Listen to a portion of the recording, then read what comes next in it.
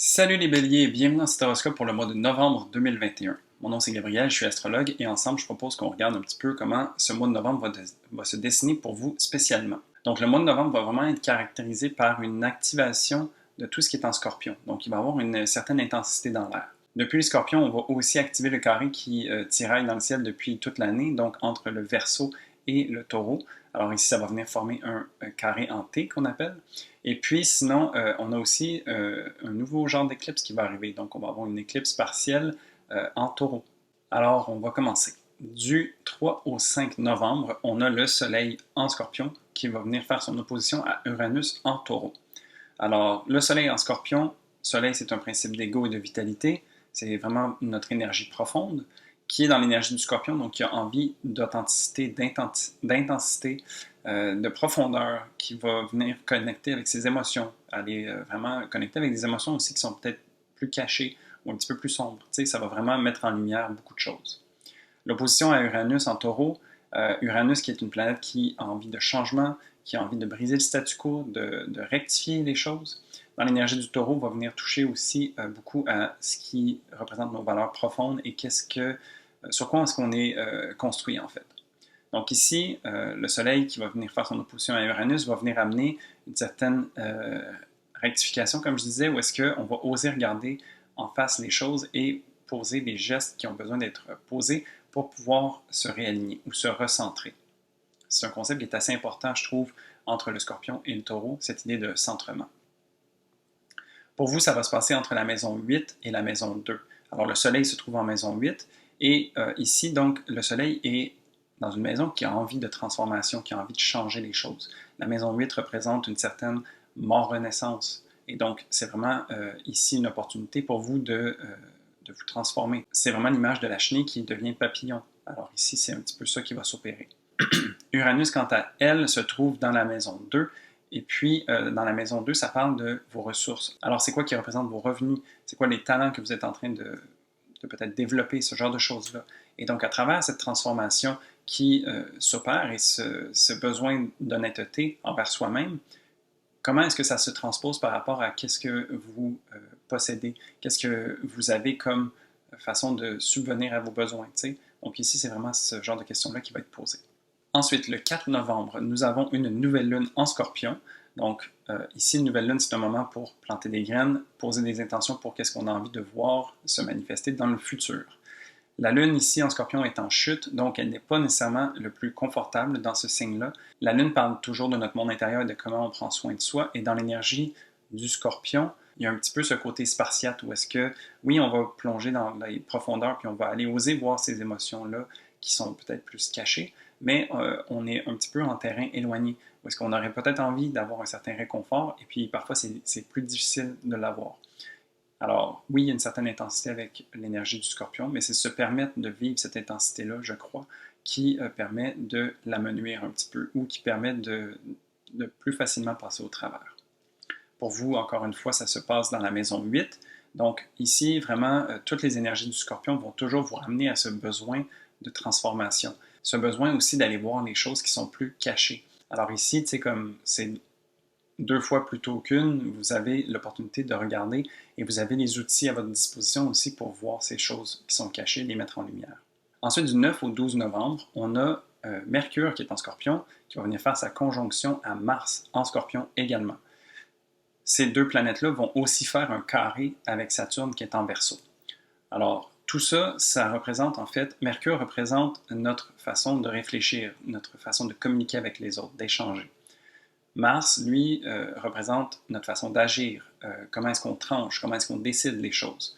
Ces deux planètes ont vraiment envie de vérité, d'honnêteté, d'authenticité, et puis n'ont pas peur d'aller puiser dans cette énergie plus sensible et instinctive ou qui vient des tripes, en fait. Dans la manière qu'on va avoir de parler et d'agir, c'est comme si on avait tout à notre disposition pour aller au front. On est capable de dire les choses qui ont besoin d'être dites, on a besoin de prendre action sur les choses qui ont besoin d'être prises en action. Et donc, vraiment ici, il y a beaucoup d'énergie vers l'avant. Le carré à Saturne, lui, ce qu'il vient faire, le carré, c'est un aspect de tension, donc ça vient chicoter un petit peu avec le travail de Saturne. Saturne, lui, en Verseau, est en train de construire pour le futur, de construire à travers le progrès, de vouloir réorganiser un petit peu tout l'échiquier global, si je peux dire. Et donc ici, ben, la tension se fait ressentir parce que Mercure et Mars ont peut-être des choses qui ne sont pas d'accord. Il y a peut-être des choses que quand ils vont à l'intérieur d'eux-mêmes, ils ne sont pas nécessairement alignés avec ce qui est en train d'arriver autour de soi. Et donc, ça se peut qu'il y ait un peu de confrontation à ce niveau-là. Ces deux signes-là, du Scorpion et du Verseau, sont des signes fixes, donc qui ont leurs idées assez campées, et puis ben, ça peut clasher. T'sais. Donc, vraiment ici, c'est de se donner, oui, l'opportunité d'être vrai, mais aussi de voir qu'est-ce qui est en train d'être construit, et puis qu'est-ce que ça va donner plus tard. C'est pas une question de trop être dans le court terme, c'est aussi de voir qu'est-ce que ça va donner à long terme. Parce que Saturne parle aussi de ce qui s'étale dans le temps. Et donc, il y a ce besoin de vérité et de réalignement. Puis, ben, Saturne, d'une certaine façon, a envie de construire un nouveau futur. Et donc, il doit prendre en compte un petit peu qu'est-ce qui se passe à un niveau personnel pour que tout ça se modèle.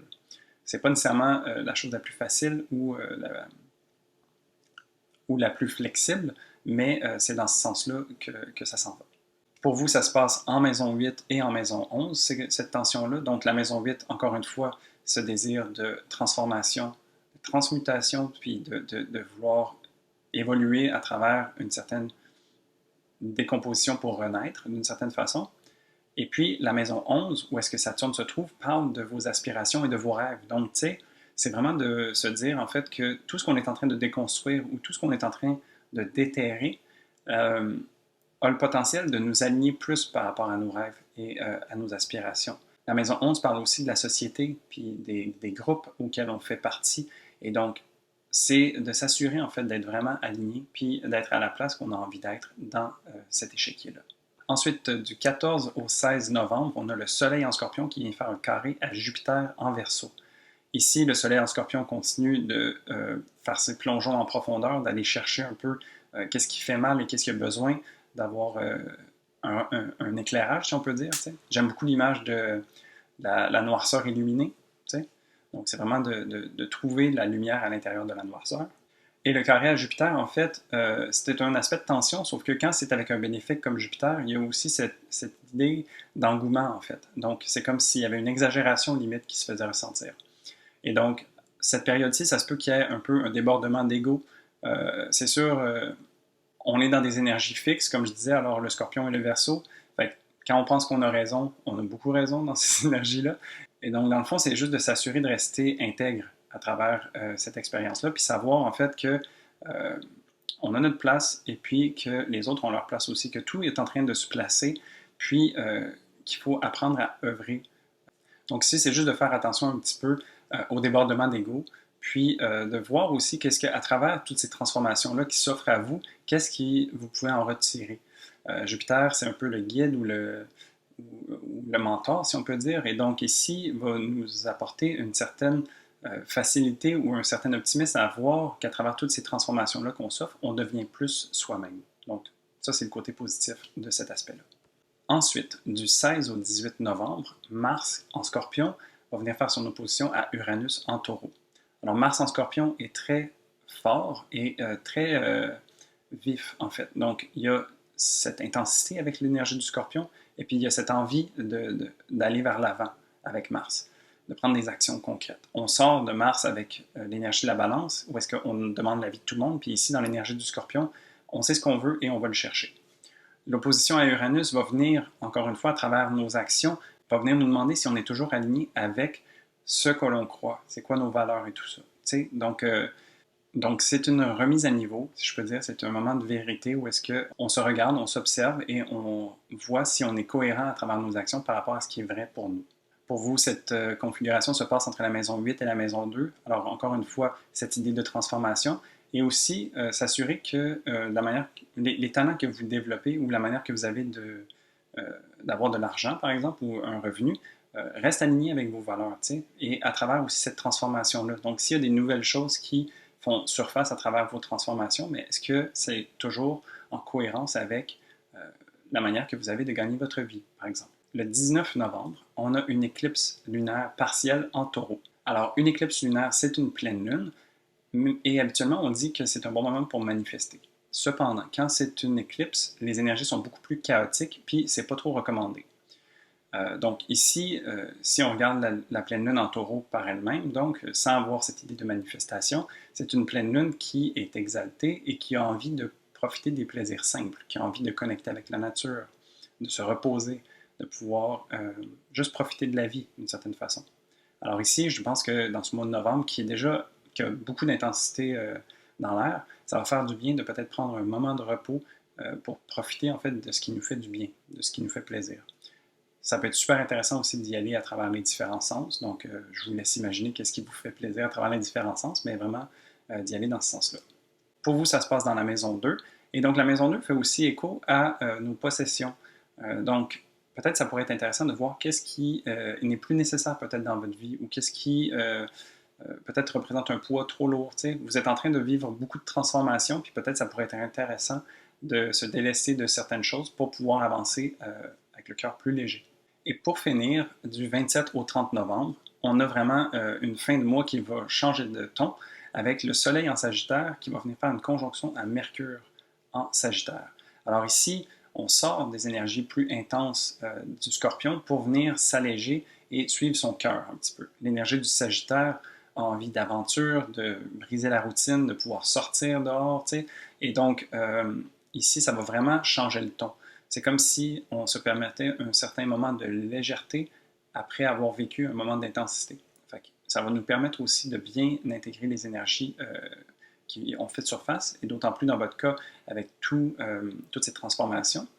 Et donc, ça va nous permettre d'avoir un regard plus large. D'autant plus que pour vous, le Sagittaire se trouve en maison 9, et donc c'est justement cette idée de croyance, de philosophie, et donc voir un petit peu tout ce que vous avez de nouveau en place ou à travers vous, et puis trouver où est-ce que vous avez envie de mettre ça. Tu sais, la Maison Neuve parle des croyances et de la philosophie de vie, et puis suite à beaucoup de transformations, ça peut être intéressant de voir aussi comment est-ce que ça se place pour vous. C'est quoi les choses que vous preniez pour acquis avant qui sont différentes maintenant?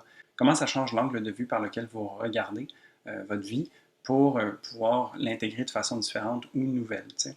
Et donc, voilà, ça fait le tour du mois de novembre. Quand même un mois très intense avec beaucoup de force, si je peux dire, qui se termine sur une espèce d'intégration et puis de synthèse et voir qui on a envie d'être à travers ces transformations qui vous sont offertes pendant le mois de novembre.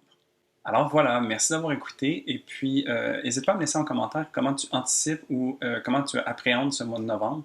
Il y a quand même beaucoup d'intensité dans l'air, alors je serais curieux de savoir un petit peu comment toi tu prévois vivre ça. Et puis sinon, tu peux mettre un pouce sur cette vidéo, ça aide beaucoup l'algorithme pour que mes vidéos soient partagées à un plus grand nombre de personnes. Et donc sinon, je te dis à la prochaine pour un prochain horoscope. Salut!